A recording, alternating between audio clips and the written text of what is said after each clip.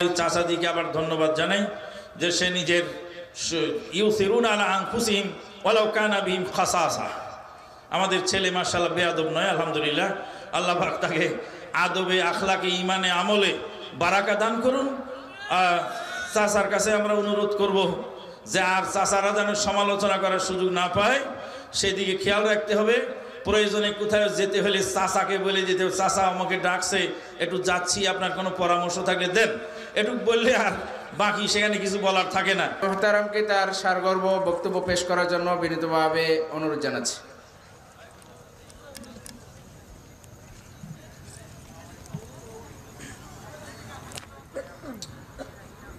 আসসালামু আলাইকুম ওয়া রাহমাতুল্লাহি ওয়া বারাকাতুহু। আপনারা কি অনেক বিরক্ত হয়ে গেছেন?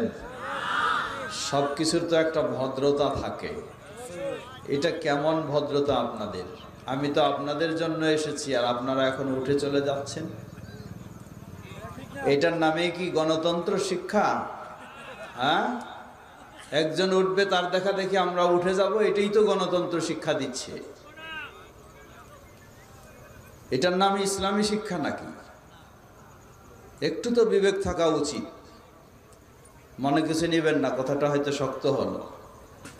একটু আগেই শেখ আব্দুল্লাহ আব্দুর রাজ্জাক তো প্রচলিত গণতন্ত্রের কিছু গোমর ফাঁস করলেন, তাহলে সেই চিন্তায় তো আবার সবাই দৌড়াইতেছি। সমাজতন্ত্র বলেন, ডেমোক্রেসি বলেন, সেকুলারিজম বলেন, এগুলো হচ্ছে ইনজাস্টিস, তথা মানুষকে জাস্টিস দিতে, ন্যায় দিতে ব্যর্থ। পৃথিবীতে কোথাও দিতে পারেনি, বাংলাদেশেও পারবে না, ভবিষ্যতেও পারবে না, কিয়ামত পর্যন্ত পারবে না। মানুষ এবং নাগরিকদের, মুসলমানদের শুধু নয়, স্বাভাবিক যে কোনো মানুষকে তার ন্যায় বুঝিয়ে দিবে। এই ন্যায় বুঝিয়ে দেওয়ার সিস্টেম গণতন্ত্র, সমাজতন্ত্র এগুলোর মধ্যে নাই। এগুলো নিজেরাই একটা ইনজাস্টিস, অন্যায় সিস্টেম চালু করে রাখে। এই অন্যায় সিস্টেমকে টিকিয়ে রাখে, জিইয়ে রাখে।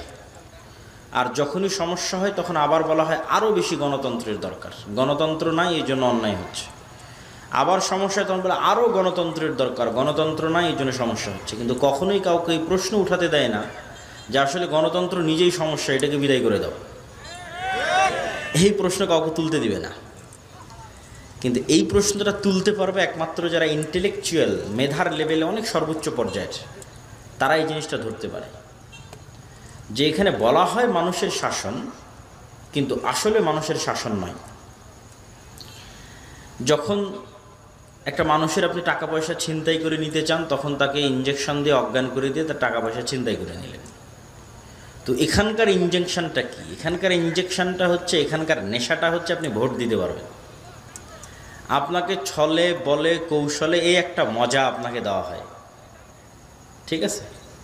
যেমন মানুষ যখন কোনো নারীর প্রেমে পাগল হয়, তখন তার পাল্লায় পড়ে সহায় সম্পত্তি সম্বল সব হারিয়ে দেয়, কিন্তু বুঝতে পারে না যে কি থেকে কি হয়ে গেল। তো এইটা একটা মজা যে আমি 5 বছর পর একদিন ভোট দিতে পারবো, কিন্তু আমার কাছ থেকে ওই একদিনের ভোট নিয়ে বাকি 5 বছর যে আমার কাঁঠাল আমার মাথা দিয়ে ভেঙে আমার ধন সম্পত্তি, আমার টাকা পয়সা সব লুটে নিয়ে চলে যাবে, আমার কিছু বলারও থাকবে না, কিছু করারও থাকবে না। তো এই চালাকিটা একমাত্র যারা ইন্টেলেকচুয়াল লেভেলে হাই পর্যায়ে থাকে তারা ধরতে পারে। আর একটা ভোট বিক্রি করা বাঙালির কাছে কিছুই নয়। যেহেতু আমি আপনাদের রূপগঞ্জে থাকি, সেহেতু জানি, গত নির্বাচনের সময় ছিলাম, তখনও দেখেছি। আর মুসলমানদের সবচেয়ে বড় সমস্যা যেটা আমি বলি যে কেন আল্লাহ মুসলমানদের রাষ্ট্র ক্ষমতায় দিচ্ছে না, রাষ্ট্র ক্ষমতা পাওয়ার যোগ্য হতে হলে তো আল্লাহ রাষ্ট্র ক্ষমতায় দিবে। কেননা রাষ্ট্রে ইসলাম মানে তার নিজস্ব ব্র্যান্ডিং আছে। রাষ্ট্রে ইসলামের ব্র্যান্ডিং হচ্ছে ন্যায় বিচার। ঈসা আলাইহিস সালামের ক্ষেত্রে বলা হয়েছে উনি পৃথিবীতে নেমে আসবে, নেমে এসে সমগ্র পৃথিবীতে ন্যায় বিচার প্রতিষ্ঠা করবে, এটা ব্র্যান্ডিং। এই জন্য পৃথিবীতে আসা সকল নবী রাসূল সবাই সত্যবাদী এবং ন্যায়পরায়ণ ছিলেন। আল্লাহ নিজে ন্যায়পরায়ণ, তিনি ন্যায়ের সাথে পৃথিবী পরিচালনা করেন, ন্যায়ের সাথে বিচার করেন। আল্লাহ হচ্ছে সকল ক্ষমতার মালিক। আল্লাহ যদি তার দয়ায় কাউকে ক্ষমতা দেয় তো তাকেই দিবে যে ন্যায় প্রতিষ্ঠা করতে পারবে।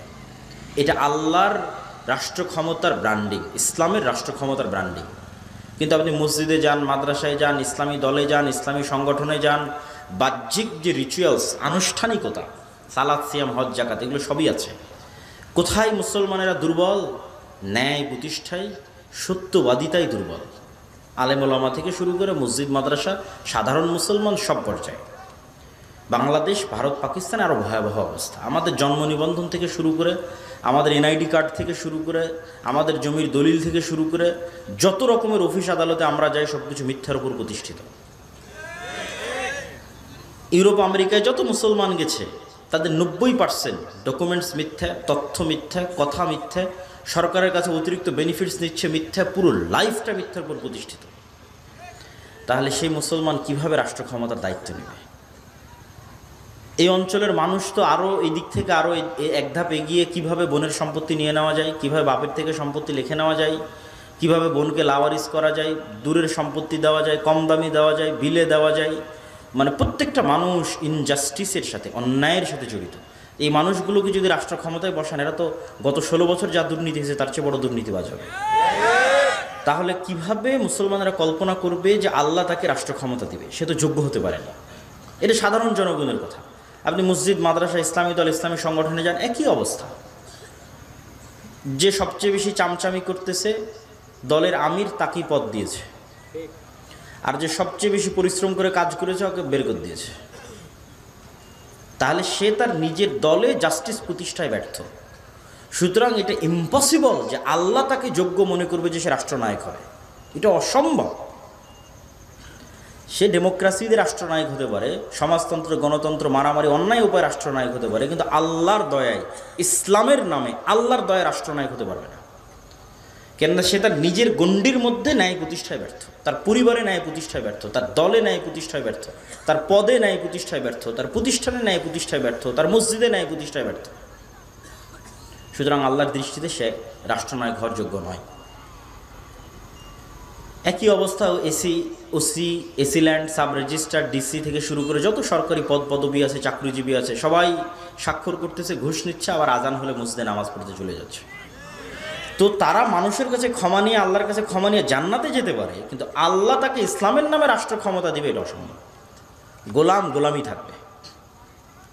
আর আমাদের নেচার, রক্তের মধ্যে যে গোলামি মিশে আছে তার সবচেয়ে বড় উদাহরণ কি? 16 বছরের জগদ্দল পাথর ফ্যাসিজম সরে যাওয়ার পর চাঁদাবাজি কম হওয়ার কথা ছিল না নাই হওয়ার কথা ছিল, না বেশি হওয়ার কথা ছিল? নাই হয়ে যাওয়ার কথা ছিল। নাই হয়েছে না বেশি হয়েছে? বেশি হয়েছে। কেন বেশি হয়েছে? আমাদের রক্তের মধ্যেই তো জুলম, মিথ্যা, অন্যায় মিশে আছে। আর এটাই হচ্ছে গণতন্ত্রের সবচেয়ে বড় সফলতা, যে গণতন্ত্র মানুষকে মানুষের বিরুদ্ধে লাগিয়ে, ক্ষমতার মারামারি গণ্ডগোল লাগিয়ে, ইনজাস্টিস ছড়িয়ে, অন্যায় ছড়িয়ে, ক্ষমতার মোহ সবার মধ্যে ছড়িয়ে সে তার সিস্টেম টিকিয়ে রাখতে চায়।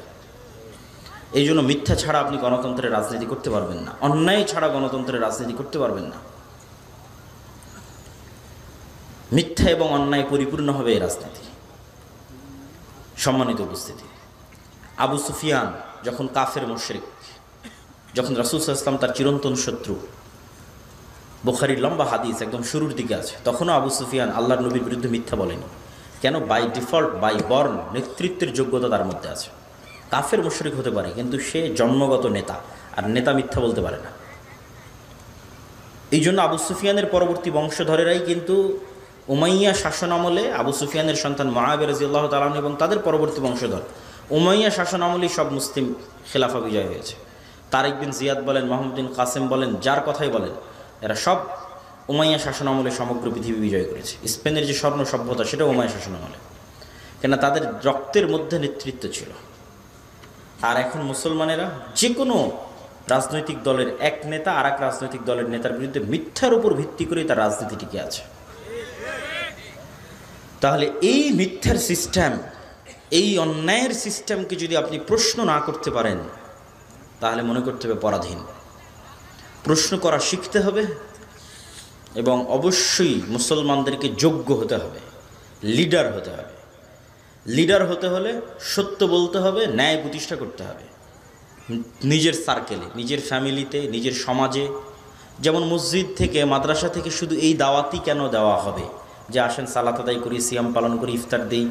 এর বাইরে কি মসজিদ মাদ্রাসা আর কোনোই ভূমিকা নিতে পারে না? একটা এলাকায় যদি যৌতুকের ভিত্তিতে বিবাহ হয় সেটি কি থামাতে পারে না? একটা এলাকায় যদি কোনো বোনকে, কোনো কন্যা সন্তানকে তার পিতার সম্পত্তিতে অধিকার বুঝিয়ে না দেওয়া হয়, তো মসজিদ কি সেখানে ভূমিকা নিতে পারে না? পারে। একটা বাজারের উপর মেইন পয়েন্টে মসজিদ, সেই বাজারের লোকজনের কাছে চাঁদাবাজি করা হচ্ছে, সেটিকে মসজিদ থামাতে পারে না? পারে। এটার সুযোগই ছিল এখন। আবার যখন সামনে কোনো রাজনৈতিক দল দীর্ঘদিন ক্ষমতায় থাকবে, তখন গ্রাম পর্যন্ত তাদের সিন্ডিকেট চলবে। আর এখন যে শূন্যতা আছে, এই শূন্যতার জায়গায় মসজিদ, মাদ্রাসা, দ্বীনি শিক্ষা প্রতিষ্ঠান, ন্যায় নিষ্ঠাবান মানুষ, তাদের সুযোগ ছিল যে আমর বিল মারুফ আর নাহি আনিল মুনকারের মাধ্যমে অন্যায়ের বিরুদ্ধে যে সংগ্রামের কথা আল্লাহ বলেছেন, ইয়া আইয়ুহাল্লাযীনা আমানু কুনু কাওয়ামিনা লিল্লাহি শুহাদা বিল কিসত, তোমরা ন্যায় প্রতিষ্ঠাকারী হও, শুহাদা লিল্লাহ, আল্লাহর সাক্ষী হিসেবে, আল্লাহর জন্য, আল্লাহর সন্তুষ্টির জন্য ন্যায় প্রতিষ্ঠাকারী হও। পিতার বিরুদ্ধে হলো, মাতার বিরুদ্ধে হলো, যার বিরুদ্ধে হলো, ন্যায় প্রতিষ্ঠার চেষ্টা করো। মুসলমানেরা যখন স্লোলি এই এতটুকু নিশ্চিত করবে যে সে মিথ্যা বলবে না, সে ন্যায় প্রতিষ্ঠাকারী হবে, তার সন্তান বা তাদের বংশধর আশেপাশে যারা আছে তারা মিথ্যা বলবেন, ন্যায় প্রতিষ্ঠাকারী হবে, এই একটা কাজ যদি শুরু করে, মুসলমানেরা ধীরে ধীরে নেতা হওয়া শুরু করবে। আমরা তখন গোলাম আছি, আমাদের মানে নেচারের মধ্যে গোলামি আছে, বাহ্যিকভাবে গোলাম নাই, কিন্তু আমাদের আচরণের মধ্যে গোলামির আচরণ আছে। যেহেতু আমরা 190 বছর ব্রিটিশদের গোলাম ছিলাম, তো যখন মালিক কেউ থাকে তখন তার এটা মজা লাগে যে এখানে দুইটা গোলাম আছে, এর মধ্যে একটা টাকা ফেলে দিলাম, একটা রুটি ফেলে দিলাম, দুই গোলামে কাড়াকাড়ি করুক রুটি নিয়ে। এইটা যারা জালেম হয় তাদেরকে এটা মজা লাগে। তো ব্রিটিশরা আমাদের মধ্যে এই সিচুয়েশনই তৈরি করেছে যে আমরা মারামারি করব, মিথ্যা বলবো, কাটাকাটি করব। এটাই আমাদেরকে 190 বছর শিখিয়েছে। কেন? যখন ক্ষমতা থাকে না, টাকা থাকে না, যখন গোলাম থাকে, তখন এটা নেচার হয়। বানু ইসরায়েলের একই অবস্থা হয়েছে। ইউসুফ আলাইহিস সালাম চলে যাওয়ার পর যে 200-300 বছর তারা ফেরাউনের গোলামি করেছে, তো ফেরাউন ওদেরকে বাধ্য করেছে এরকম ন্যারো মাইন্ডেড হতে, সংকীর্ণ মনা হতে। এই জন্যই তো বানু ইসরায়েল মুসা আলাইহিস সালামের সাথে চলতে পারতো না। কেননা মুসা আলাইহিস সালাম স্বাধীন অবস্থায় ফেরাউনের বাড়িতে বড় হয়েছে, ওনার সেলফ রেসপেক্ট ছিল, আত্মমর্যাদা ছিল, আত্মসম্মান ছিল। আর বানু ইসরায়েল গোলাম অবস্থায় বড় হয়েছে। তখন কথায় কথায় মুসা আলাইহিস সালামকে বলতো, যদি আল্লাহকে না দেখি ঈমান আনবো না, এই এক খাবার ভালো লাগে না, আল্লাহকে বলো পানি দিতে, তুমি আর তোমার আল্লাহ যাও যুদ্ধ করো, নাউজুবিল্লাহি মিন যালিক। কত কথা তাদের, এগুলো প্রত্যেকটা ন্যারো মাইন্ডের প্রমাণ বহন করে। তো বানু ইসরাইল যেই সিচুয়েশনের মধ্যে দিয়ে গেছে, মুসলিম উম্মাহ ঔপনিবেশিক শাসন আমলে 190 বা 200 বছরের, এটা শুধু আমরা ছিলাম না, সারা পৃথিবীর সব মুসলমান ছিল।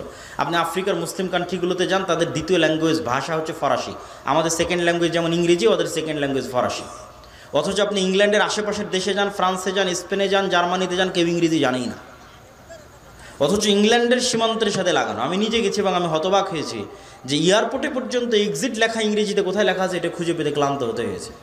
তারা এতটা ইংলিশ বিদ্বেষী, মানে তাদের নিজস্ব জাতিসত্তার সেলফ রেসপেক্ট আছে।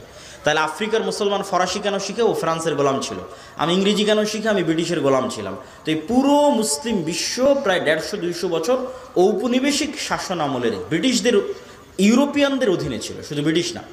তো এই ফুল ইউরোপিয়ানদের অধীনস্থ থাকার কারণে গোলামির মেন্টালিটি আমরা বড় হয়েছে।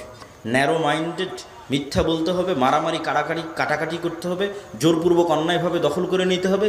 এই মেন্টালিটি চেঞ্জ করে যখন আপনি স্বাধীন হবেন মানসিকভাবে, আত্মমর্যাদা সম্পূর্ণ নেতার মতো ভাববেন যে আমি একজন নেতা, মুসলমান মানে সে নেতা, মুহাম্মদ সাল্লাল্লাহু আলাইহি ওয়াসাল্লামের মতো কোনোদিন মিথ্যা বলবে না, ন্যায় প্রতিষ্ঠার জন্য চেষ্টা করবে।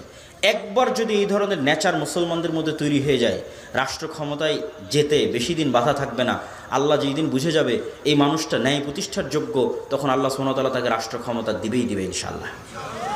আল্লাহ সুবহানাহু ওয়া তাআলা আমাদের কবুল করুক। আল্লাহুম্মা আমিন। ওয়া আখিরু দাওয়ানা আনিল হামদুলিল্লাহি রাব্বিল আলামিন। আসসালামু আলাইকুম ওয়া রাহমাতুল্লাহি ওয়া বারাকাতুহু।